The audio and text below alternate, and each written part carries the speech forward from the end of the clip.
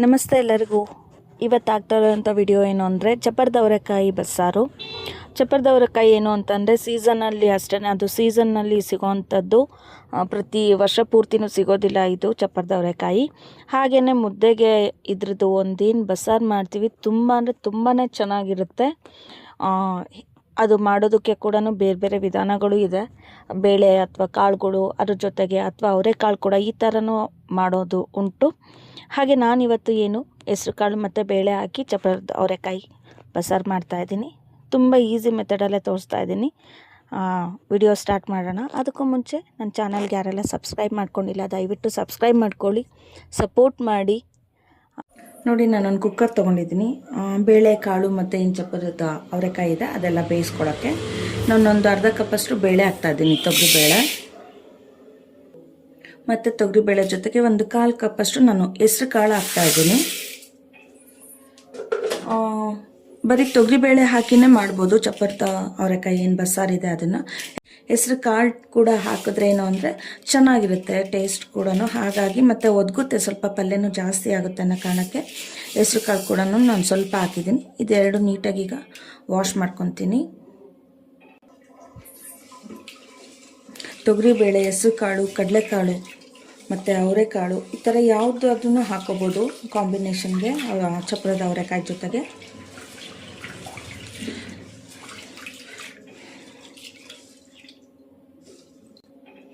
ನೋಡಿ, ಬೇಳೆ ಮತ್ತು ಹೆಸ್ರು ಕಾಳು ಎರಡನ್ನೂ ನೀಟಾಗಿ ಒಂದು 4 ಸಲ ವಾಶ್ ಮಾಡ್ಕೊಂಡಿದ್ದೀನಿ. ನೋಡ್ಬೋದು ಚಪ್ಪರದ ಅವರೆಕಾಯಿ ಏನಿದೆ ಈ ಥರ ಬಿಡಿಸ್ಬಿಟ್ಟು ಇದು ಕೂಡ ತೊಳೆದು ಇಟ್ಕೊಂಡಿದ್ದೀನಿ. ಇದ್ರ ಜೊತೆಗೇ ಈಗ ಬೇಳೆ ಹೆಸ್ರು ಕಾಳು ಜೊತೆ ಚಪ್ಪರದ ಅವರೆಕಾಯಿ ಏನಿದೆ ಇದು ಕೂಡ ಹಾಕ್ಕೊಳ್ತಾ ಇದ್ದೀನಿ.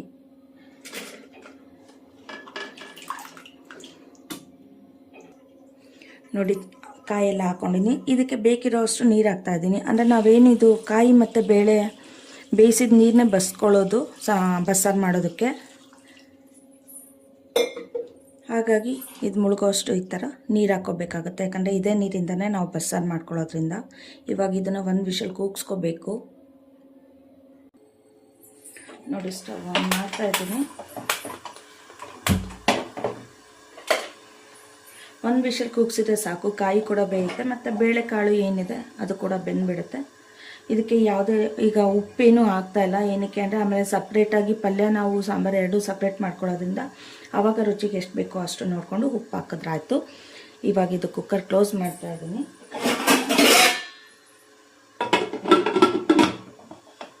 ಒಂದು ವಿಷಲ್ ಕೂಗ್ಸೋಣ. ಇದು ಅಷ್ಟೊತ್ತಿಗೆ ಇದು ಕೂಗೋ ಅಷ್ಟೊತ್ತಿಗೆ ಬಸ್ಸಾರಿಗೆ ನಾವು ಮಸಾಲೆ ಏನು ಬೇಕೋ ರೆಡಿ ಮಾಡ್ಕೊಳ್ಳೋಣ. ನೋಡಿ, ನಾನು ಬಸ್ಸಾರಿಗೆ ಮಸಾಲೆ ರುಬ್ಬೋದಕ್ಕೆ ರೆಡಿ ಮಾಡ್ಕೊಂಡಿದ್ದೀನಿ. ಏನಂತ ತೊಗೊಂಡಿದ್ದೀನಿ ಅಂತ ಅಂದರೆ ಜೀರಿಗೆ ಬಸ್ಸಾರಿಗೆ ಏನು ಅಂದರೆ ಸ್ವಲ್ಪ ಜಾಸ್ತಿ ಹಾಕ್ಕೊಳ್ಳೋದ್ರಿಂದ ಸಾಂಬಾರು ತುಂಬ ಚೆನ್ನಾಗಿರುತ್ತೆ. ಹಾಗಾಗಿ ಮತ್ತು ಕಾಳುಮೆಣಸು ಕೂಡ, ಯಾಕಂದರೆ ಈಗ ಚಳಿಗಾಲ ಆಗಿರೋದ್ರಿಂದ ಜೀರಿಗೆ ಮತ್ತು ಮೆಣಸು ಜಾಸ್ತಿ ಬಳಸಿದಷ್ಟು ಒಳ್ಳೆಯದು ಅಂತ ಹೇಳ್ಬಿಟ್ಟು ನಾನಿಲ್ಲಿ ಒಣಮೆಣಸಿಕಾಯಿ ಏನೂ ಹಾಕ್ತಾಯಿಲ್ಲ. ಬೇಳೆ ಸಾಂಬಾರು ಪುಡಿ ಯೂಸ್ ಮಾಡ್ತಾಯಿದ್ದೀನಿ ಬಸ್ಸಾರಿಗೆ. ಹಾಗಾಗಿ ಅದು ಖಾರ ಇರೋದಿಲ್ಲ ಬೇಳೆ ಸಾರು ಪುಡಿ. ಹಾಗಾಗಿ ಮೆಣಸು ಸ್ವಲ್ಪ ಹೆಚ್ಚಿಗೆನೇ ತೊಗೊಂಡಿದ್ದೀನಿ.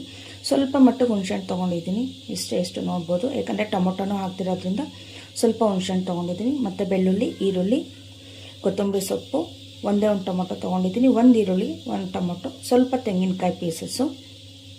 ಏನು ಅಂದರೆ ಯಾವುದೇ ಒಂದು ಮಸಾಲೆ ಸಾಂಬಾರ್ಗೆ ಹಾಕಿಡ್ಬೋದು. ತೆಂಗಿನಕಾಯಿನ ನಾವು ಸ್ವಲ್ಪ ಲಿಮಿಟಾಗಿ ಹಾಕಿದ್ರೆ ಸಾಂಬಾರು ಚೆನ್ನಾಗಿರುತ್ತೆ. ಜಾಸ್ತಿ ಆಗಬೇಕು ಅಂತ ಹೇಳ್ಬಿಟ್ಟು ಏನಾದರೂ ತೆಂಗಿನಕಾಯಿ ಅತಿಯಾಗಿ ಹಾಕಿದ್ರೆ ಒಂಥರ ಎಗಟ್ಟು ಅನಿಸುತ್ತೆ, ಅಷ್ಟು ರುಚಿ ಅನಿಸೋದಿಲ್ಲ ಸಾಂಬಾರು. ಹಾಗಾಗಿ ತೆಂಗಿನಕಾಯಿ ಸ್ವಲ್ಪ ಲಿಮಿಟಾಗಿ ಹಾಕ್ಕೊಂಡ್ರೆ ಚೆನ್ನಾಗಿರುತ್ತೆ. ಇವಾಗ ಇದಿಷ್ಟನ್ನು ನಾನು ಒಂದು ಬಾಣಲೆಗೆ ಎಣ್ಣೆ ಹಾಕ್ಬಿಟ್ಟು ಸ್ವಲ್ಪ ಬಾಡಿಸ್ಕೊಂಡು ರುಬ್ಬೋದ್ರಿಂದ ಸಾಂಬಾರು ಚೆನ್ನಾಗಿರುತ್ತೆ. ಹಾಗಾಗಿ ಇದನ್ನೆಲ್ಲ ಒಂದು ಸ್ವಲ್ಪ ಎಣ್ಣೆ ಹಾಕ್ಬಿಟ್ಟು ಬಾಡಿಸ್ಕೊಳ್ಳೋಣ. ನೋಡಿ, ಇದು ಕುಕ್ಕರ್ ಕೂಡ ವಿಷಲ್ ಕೂಗಿದೆ, ಆಫ್ ಮಾಡಿದ್ದೀನಿ, ತಣ್ಣಗಾಗೋದಕ್ಕೆ ಬಿಟ್ಟಿದ್ದೀನಿ. ನೋಡಿ, ಇಲ್ಲಿ ಒಂದು ಬಾಣಲೆ ಕಾಯೋದಕ್ಕೆ ಇಟ್ಟಿದ್ದೀನಿ. ಇದರಲ್ಲಿ ಏನು ಈಗ ಎಣ್ಣೆ ಹಾಕಿ ಬಾಡಿಸ್ಕೊತೀನಿ. ಇದೇ ಒಂದು ಬಾಣಲಿನಲ್ಲೇ ನಾನು ಪಲ್ಯ ಕೂಡ ಮಾಡ್ಕೊಳ್ತೀನಿ. ಇದೀಗ ಕಾದಿದೆ. ಇದಕ್ಕೆ ಸ್ವಲ್ಪ ಎಣ್ಣೆ ಹಾಕ್ತಾಯಿದ್ದೀನಿ. ಅಂದರೆ 1 ಟೀ ಸ್ಪೂನಷ್ಟು ಎಣ್ಣೆ ಸಾಕು ಅಷ್ಟೇ, ಜಾಸ್ತಿ ಬೇಡ. ಇದೇನೀಗ ತೋರಿಸಿದ್ದೆ ನಾನು ಮಸಾಲೆ ಖಾರ ರುಬ್ಕೊಳ್ಳೋಕ್ಕೆ ಅಂತ ಹೇಳ್ಬಿಟ್ಟು ಬಸ್ಸಾರಿಗೆ ಪ್ರತಿಯೊಂದು ಎಲ್ಲನೂ ಒಟ್ಟಿಗೆ ಹಾಕ್ತಾಯಿದ್ದೀನಿ ಇದಕ್ಕೆ ಬಾಡಿಸ್ಕೊಳ್ಳೋಕ್ಕೆ.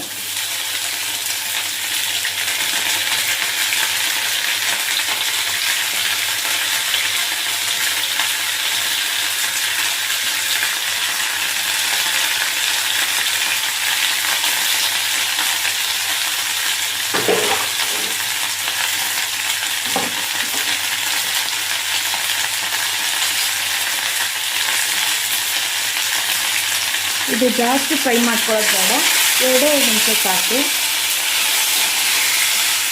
ಸ್ವಲ್ಪ ಅದು ಹಸಿ ಸ್ಮೆಲ್ಲೆಲ್ಲ ಹೋಗೋವರೆಗೂ ಈ ಥರ ಬಾಡಿಸ್ಕೊಂಡ್ರೆ ಸಾಕು.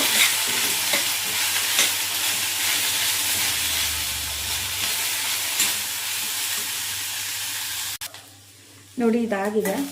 ಅಂದರೆ ಇದೇನು ಹುರ್ಕೊತೀವಿ ಸ್ವಲ್ಪ ಗಮ್ ಅಂತ ಸ್ಮೆಲ್ ಬರುತ್ತೆ, ಅಷ್ಟು ಮಾತ್ರ ಸಾಕು. ಜಾಸ್ತಿ ಏನು ಫ್ರೈ ಮಾಡ್ಕೊಳ್ಳೋದೇನು ಬೇಕಿಲ್ಲ. ಆಫ್ ಮಾಡ್ತಾ ಇದ್ದೀನಿ.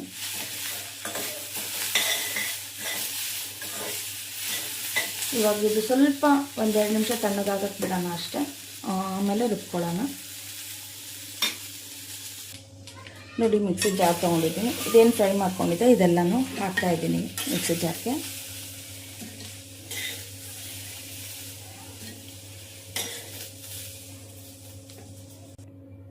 ನೋಡಿ ಇದು ಹುರ್ಕೊಂಡಿದ್ದೆಲ್ಲ ಹಾಕಿದ್ದೀನಿ. ಇದು ನೋಡ್ಬೋದು ಕಾಯಿ ಮತ್ತು ಬೇಳೆ ಏನು ಬೇಯಿಸ್ಕೊಂಡಿದ್ವಿ ನೀಟಾಗಿ ಬೆಂದಿದೆ.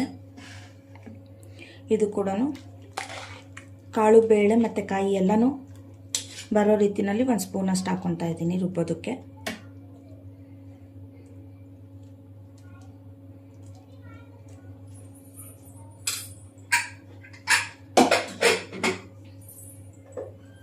ಇವಾಗ ಇದಕ್ಕೆ ಖಾರಕ್ಕೆ ನೋಡಿ ಮೆಣಸು ಹಾಕಿದ್ದೆ ಮುಂಚೆನೇ, ಸ್ವಲ್ಪ ಅದು ಕೂಡ ಖಾರ ಬರುತ್ತೆ. ಹಾಗಾಗಿ ನಾನಲ್ಲಿ ಮತ್ತೆ ಬೇಳೆ ಸಾರು ಪುಡಿ ಹಾಕ್ತಾಯಿದ್ದೀನಿ.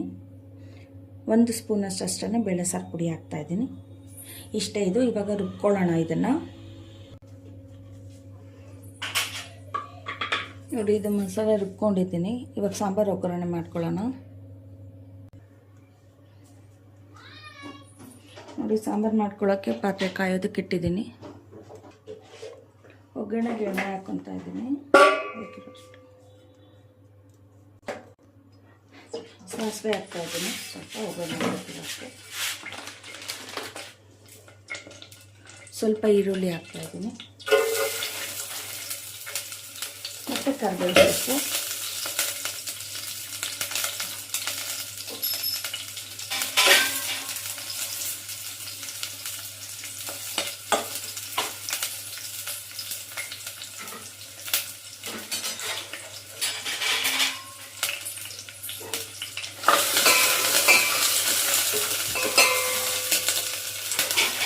ಎರಡು ನಿಮಿಷ ಇದು ಈರುಳ್ಳಿ ಫ್ರೈ ಆಗ್ತಿದೆ ಅಂದರೆ ಏನು ರುಬ್ಕೊಂಡಿದ್ದೀವಿ ಮಸಾಲೆ ಅದನ್ನು ಹಾಕೋಣ.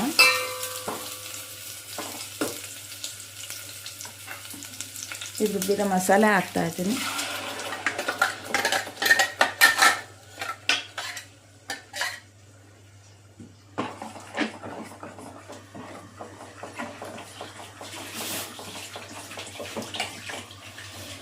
ನಾವು ಇದೆಲ್ಲ ಸ್ವಲ್ಪ ಎಣ್ಣೆಯಲ್ಲಿ ಬಾಡಿಸಿನೇ ರುಬ್ಬಿರೋದ್ರಿಂದ ತುಂಬ ಹೊತ್ತೇನು ಇದನ್ನು ಈ ಥರ ಫ್ರೈ ಮಾಡಬೇಕು ಅನ್ನೋದೇನಿಲ್ಲ.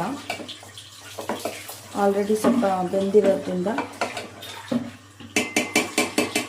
ಇದಕ್ಕೆ ಬೇಕಿರೋ ಅಷ್ಟು ನೀರು, ಏನು ಕಾಯಿ ಮತ್ತು ಬೇಳೆ ಬೇಯಿಸ್ಕೊಂಡಿದ್ವಲ್ಲ ಚಕ್ರದ ಅವರೆಕಾಯಿ, ಅದು ನೀರು ಬಸ್ತಿರೋ ನೀರನ್ನ ಹಾಕೋಬೇಕಾಗುತ್ತೆ.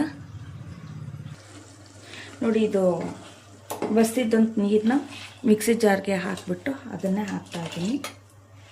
ಅದು ಮಸಾಲೆ ಎಲ್ಲ ಕೂಡ ಸ್ವಲ್ಪ ನೀಟಾಗಿ ತೊಗೊಂಡು ಹಾಕಿದ್ದೀನಿ. ತುಂಬ ತಿಳಿಯಾಗೂ ಮಾಡ್ಕೋಬಾರ್ದು, ಗಟ್ಟಿಯಾಗೂ ಮಾಡ್ಕೋಬಾರ್ದು, ಮೀಡಿಯಮಾಗಿರಬೇಕು ಬಸ್ಸಾರು. ಇದಕ್ಕೆ ರುಚಿಗೆ ಬೇಕಿರೋಷ್ಟು ಉಪ್ಪು ಹಾಕ್ತಾಯಿದ್ದೀನಿ. ಇದಕ್ಕೂ ಮುಂಚೆ ಈಗ ಪಲ್ಯ ಮಾಡ್ಕೊಳ್ಳೋಕೆ ಏನು ಕಾಯಿ ಬೇಯಿಸಿದ್ವಿ ಅಲ್ಲೂ ಏನೂ ಉಪ್ಪು ಹಾಕಿರಲಿಲ್ಲ, ಹಾಗಾಗಿ ರುಚಿಗೆ ಬೇಕಿರೋಷ್ಟು ಉಪ್ಪು ಹಾಕೋಬೇಕು.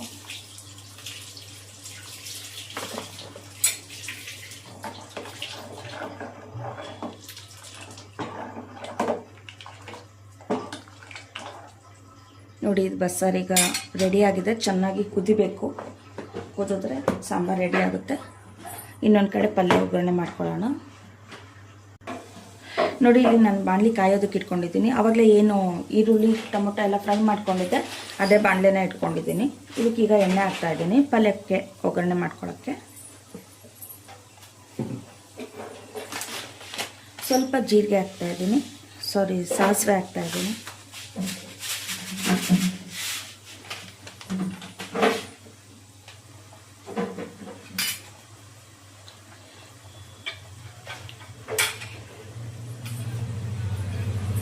ಇದಕ್ಕೆ ಹಸಿಮೆಣಸಿನ್ಕಾಯಿ ಖಾರಕ್ಕೆ 1 ಹಸಿಮೆಣಸಿನ್ಕಾಯಿ ಹಾಕ್ತಾಯಿದ್ದೀನಿ, ಅಂದರೆ ತುಂಬ ಖಾರ ಇದೆ ಹಾಗಾಗಿ.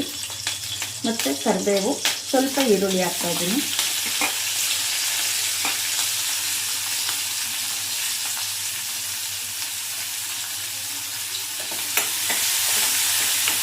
ಈರುಳ್ಳಿ ಮತ್ತು ಹಸಿಮೆಣಸಿನಕಾಯಿ ಇದು ಸ್ವಲ್ಪ ಚೆನ್ನಾಗಿ ಫ್ರೈ ಆಗಬೇಕು. ಯಾಕಂದರೆ ಪಲ್ಯಕ್ಕೆ ಏನು ಆಲ್ರೆಡಿ ಬೇಯಿಸ್ಕೊಂಡಿರೋವಂಥ ಬೇಳೆ ಮತ್ತು ಚಪಾತಿ ಅವರೆಕಾಯಿ ಏನಿದೆ ಬೆಂದ್ಬಿಟ್ಟಿದೆ. ಹಾಗಾಗಿ ಈರುಳ್ಳಿ ಸ್ವಲ್ಪ ಚೆನ್ನಾಗಿ ಫ್ರೈ ಆಗಬೇಕು.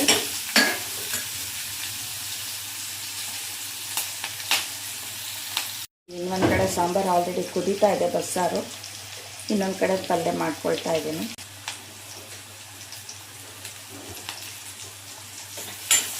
ಇದು ಈರುಳ್ಳಿ ಫ್ರೈ ಆಗಿದೆ. ಇವಾಗ ಏನು ಬೇಯಿಸಿಟ್ಕೊಂಡಿದ್ವಿ ಬೇಳೆ ಮತ್ತು ಚಪ್ಪರದ ಅವರೆಕಾಯಿ, ಹೆಸರು ಕಾಳು ಅದನ್ನು ಹಾಕ್ತಾ ಇದ್ದೀನಿ.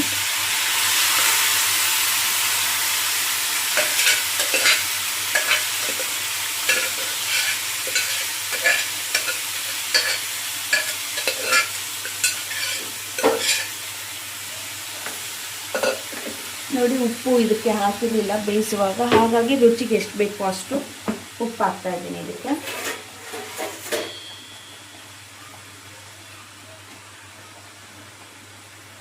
ನಾನು ಉಪ್ಪಿಗೆ ಬಳಸುವಂಥ ಸ್ಪೂನು ತುಂಬ ಚಿಕ್ಕದು, ಕಡಿಮೆ ಹಾಕ್ಕೊಂಡ್ರೆ ಆಮೇಲೆ ಅಡ್ಜಸ್ಟ್ ಮಾಡ್ಕೋಬೋದು, ಜಾಸ್ತಿ ಆದರೆ ಪ್ರಾಬ್ಲಮ್ ಆಗುತ್ತೆ ಅಂತ. ಇದು ನೀಟಾಗಿ ಒಂದ್ಸಲ ಮಿಕ್ಸ್ ಮಾಡ್ಕೊಳ್ಳೋಣ. ಈ ಮಾಡಿರೋ ಒಗ್ಗರಣೆ ಮತ್ತು ಹಾಕಿರೋ ಉಪ್ಪು ಇದೆಲ್ಲ ಸೆಟ್ ಆಗೋಕ್ಕೋಸ್ಕರ ಒಂದು 5 ನಿಮಿಷ ಈ ಥರ ತಿರುಗಿಸಿ ಬೇಯೋದಕ್ಕೆ ಒಂದಕ್ಕೊಂದು ಸೆಟ್ ಆಗೋ ರೀತಿಯಲ್ಲಿ ಬಿಟ್ಬಿಡೋಣ.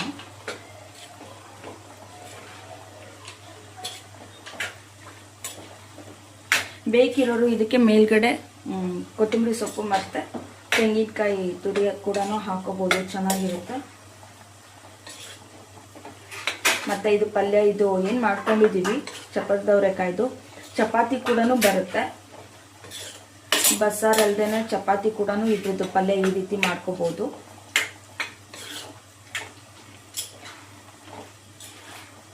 ಚಪಾತಿ ರೊಟ್ಟಿಗಂದರೆ ಅದು ಸ್ವಲ್ಪ ಏನು ತೆಂಗಿನಕಾಯಿ ತುರಿ ಅದೆಲ್ಲ ಹಾಕಿದರೆ ಚೆನ್ನಾಗಿರುತ್ತೆ. ನೋಡಿ, ನೀಟಾಗಿ ಮಿಕ್ಸ್ ಮಾಡಿದ್ದೀನಿ. ಒಂದು 5 ನಿಮಿಷ ಅದು ಸೆಟ್ ಆಗೋ ರೀತಿಯಲ್ಲಿ ಬಿಟ್ಬಿಡೋಣ. ಈ ಒಗ್ಗರಣೆ ಮಾಡಿರೋ ಈರುಳ್ಳಿ ಮತ್ತು ಉಪ್ಪು ಎಲ್ಲ ಸೆಟ್ ಆಗೋ ರೀತಿಯಲ್ಲಿ ಬಿಟ್ಬಿಡ್ಬೇಕು.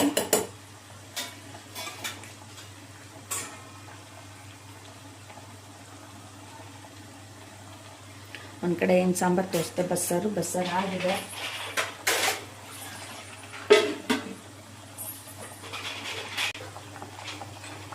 ನೋಡಿ, ನಮ್ಮದು ಚಪಾತಿ ಅವರೆಕಾಯಿ ಬಸ್ಸಾರು ರೆಡಿ ಆಗಿದೆ. ಇನ್ನೊಂದು ಕಡೆ ಪಲ್ಯ ಕೂಡ ಆಯಿತು.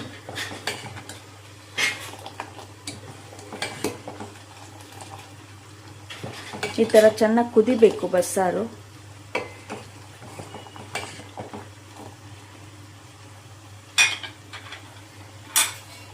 ಟ್ರೈ ಮಾಡಿ. ಸೀಸನಲ್ಲಿ ಸಿಗೋವಂಥ ಈ ತರಕಾರಿ ಕಾಯಿಗಳೆಲ್ಲ ಏನಿರುತ್ತೆ ಬಳಸಿ ಅಡುಗೆ ಮಾಡ್ಕೋಬೇಕು. ಚಪಾತಿ ಅವರೆಕಾಯಿ ಬಸ್ಸಾರು ಪಲ್ಯ ರೆಡಿಯಾಗಿದೆ. ಪಲ್ಯನ ಚಪಾತಿ ಜೊತೆಗೂ ತಿನ್ಬೋದು, ಹಾಗೆ ಬಸ್ಸಾರು ಮುದ್ದೆ ಜೊತೆಗೆ ತುಂಬ ಚೆನ್ನಾಗಿರುತ್ತೆ. ಚಪಾತಿ ಅವರೆಕಾಯಿ ಪಲ್ಯ ಹಾಗೂ ಬಸ್ಸಾರು ರೆಡಿಯಾಗಿದೆ. ಟ್ರೈ ಮಾಡಿ. ಹಾಗೆ ಯಾರೆಲ್ಲ ನನ್ನ ಚಾನಲ್ಗೆ ಸಬ್ಸ್ಕ್ರೈಬ್ ಮಾಡ್ಕೊಂಡಿಲ್ಲ ಸಬ್ಸ್ಕ್ರೈಬ್ ಮಾಡ್ಕೊಳ್ಳಿ, ಸಪೋರ್ಟ್ ಮಾಡಿ.